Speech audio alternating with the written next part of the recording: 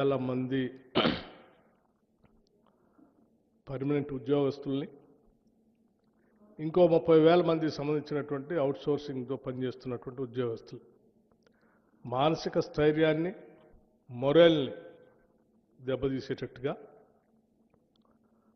దీనిపైన రకరకాల ప్రచారాలు, అపవాదులు ప్రచారం చేస్తూ ఉన్నారు. దీంట్లో ప్రధానంగా చిన్నప్పుడు నేను ఎక్కడో వినేవాడిని, ఏ నినాదం వెనక ఎవరి ప్రయోజనాలు దాగున్నాయో అని. ఏ నినాదం వెనక ఎవరి ప్రయోజనాలు దాగున్నాయో అని. ఈ తొలి పలుకుల రాతల వెనక ఎవరి ప్రయోజనాలు దాగున్నాయో నాకు తెలియదు, కానీ ఇటువంటి రాతలతో తెలంగాణ సంబంధించినటువంటి అతిపెద్ద ప్రభుత్వ రంగ సంస్థ పైన నిందలు మోపే క్రమంలో ఈ రాష్ట్రానికి, సింగరేణికి నష్టం చేస్తున్నారన్న సంగతి మర్చిపోతూ ఉన్నారు. సింగరేణికి సంబంధించి వారు రాసిన కథనాల్లో 2 అంశాలు లేవనెత్తారు. ఒకటి, వారికి తెలిసినటువంటి కొద్దిమంది వ్యక్తులకి దీన్ని కట్టబెట్టడం కోసం సైట్ విజిట్ కండిషన్ అనేది పెట్టి, ఆ కండిషన్ ద్వారా ఎవరికో వాళ్ళకి సంబంధించిన వ్యక్తులకి దీన్ని దారాదత్తం చేయాలనేటువంటి ఆలోచనలు అన్నీ ఉన్నాయి దీని వెనక అని చెప్పి వారు ఊహించుకొని రాశారు. రాయటమే కాదు, ఈ సైట్ కండిషన్, విజిట్ కండిషన్ అనేది కేవలం ఈ సింగరేణిలో ఇప్పుడే పెట్టారు. ఈ రాష్ట్రంలో, ఈ దేశంలో ఎక్కడా లేదు. కేవలం వారు అనుకున్నటువంటి వారి వ్యక్తులకు ఇవ్వటం కోసమే ఈ కండిషన్ పెట్టి ఈ కార్యక్రమం అంతా సింగరేణిని దోసిపెట్టడం కోసం ప్రయత్నం చేస్తున్నారని ఒక దాని చుట్టే తిప్పారు. వారు రాయటమే ఆలస్యం. ఇంకో ఆయన లేఖ రాసిండు, ఇంకో ఆయన లేఖ రాయటమే ఆలస్యం, ఇంకో ఆయన ఆడ నుంచి వచ్చేసి. అసలు ఏంటి మీ ముగ్గురు సంబంధం? రైట్, సరే, రాధాకృష్ణ గారు సైట్ విజిట్ కండిషన్ అనేది సింగరేణిలో మొట్టమొదటిసారి బట్టి విక్రమార్క ఉప ముఖ్యమంత్రి అయిన తర్వాతనే ఆయనకు కావలసినటువంటి వాళ్ళకి అందించడం కోసం, పెట్టడం కోసం ఇది పెట్టాడు అని సరే నువ్వు ఊహించిందంతా రాసుకున్నావు, పర్వాలేదు.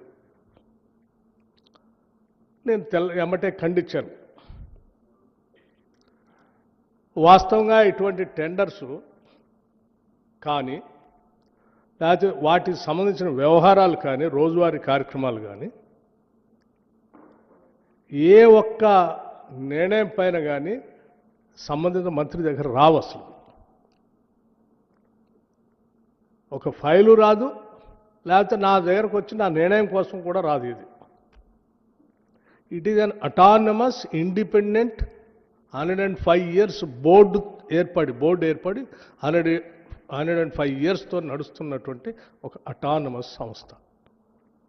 105 years నుంచి దాదాపు కొన్ని వేల మందికి ఉద్యోగ అవకాశాలు కల్పిస్తూ ఇటు రాష్ట్రానికి, కేంద్రానికి కూడా ఆస్తులను అందించడమే కాకుండా చాలా ట్రాన్స్పరెంట్గా వాళ్ళకు ఒక ప్రొసీజర్ ఉంది. ఆ ప్రొసీజర్ ప్రకారం పోతా ఉన్నాం. ఆ ప్రొసీజర్లో నాకు కానీ, మంత్రిమండలి దృష్టికి కానీ, లేకపోతే ఇంకోటి దృష్టికి కానీ వచ్చే అసలు దీంట్లో విషయమే లేదు. ఈ కనీసం విషయ పరిజ్ఞానం కొద్దిగా ఉన్నా, ఇంగిత జ్ఞానం ఉన్నా ఎవరైనా ఇది అర్థమైతే రాయరు. బట్ అయినా స్టిల్ ఆ తర్వాత ఇందులో రాగానే, అది చదవగానే నేను అనుకున్నా, ఏంది ఇంత పెద్ద కథనం, ఒక పేపర్ మొత్తం రాసింది, ఇంకో లోతుల్లో కూడా ఇంకోటి రాసింది, రకరకాల ఎటో తిప్పి రాసింది. సరే, ముందు ఆ ప్రొసీజర్ ప్రకారం వాళ్ళు చేసుకున్నప్పటికీ ఇది 4 కోట్ల మంది ప్రజలకు సంబంధించిన ఆస్తి. మీరు ట్రాన్స్పరెంట్గా చేస్తున్నట్టు కాదు, you have to be seen also. So first you stop the tenders, cancel it, let me examine it, and then I'll come back again. ఈ రాష్ట్ర ప్రజలకు వాస్తవాలు తెలియాలి, మళ్ళీ వచ్చి నేను మాట్లాడతానని చెప్పి ఆ రోజు చెప్పి వెళ్ళాను. వారం రోజులు అవుతుంది. ఈ లోపలనైనా వాస్తవాలు తెలుసుకొని సరే రాసింది పొరపాటో తప్పో ఇది జరిగిందని అనుకొని వారు అనుకుంటారని నేను అనుకున్నాను. వారు రాసిన దాని మీద లేఖ రాసిన వాళ్ళు వాళ్ళకైనా సరే గతంలో అనేక సంవత్సరాలు మంత్రులుగా పనిచేశారు కాబట్టి వాళ్ళకైనా తెలుసని వాళ్ళైనా మార్చుకుంటారనుకున్నాం. లేకపోతే ఈ లేఖ చూసిన ఆయనైనా స్పందిస్తారనుకున్నాం.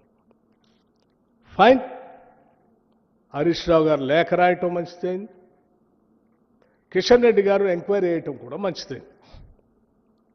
నేనొక్కడనే వాస్తవాలు చెప్తే సరే ఏదో నేను రాధాకృష్ణ గారు మీద కోపంతో ఆయన రాశాడు కాబట్టి ఆయన మీద కోపంతో నేను చెప్తున్నాడు అనుకుంటారేమో. పోనీ వారు లేఖ రాశారు, వారు ఎగ్జామిన్ చేస్తున్నారు. ఆ చేసే తంతు జరగాల్సిందే అని చెప్పి ఐ వెల్కమ్ కిషన్ రెడ్డి గారిని. నేను ఇప్పటికి కూడా I welcome his gesture. Examine చేయండి, మీరు చేయాలి. రాష్ట్ర ప్రజలకి దేశానికి కూడా తెలియాలి.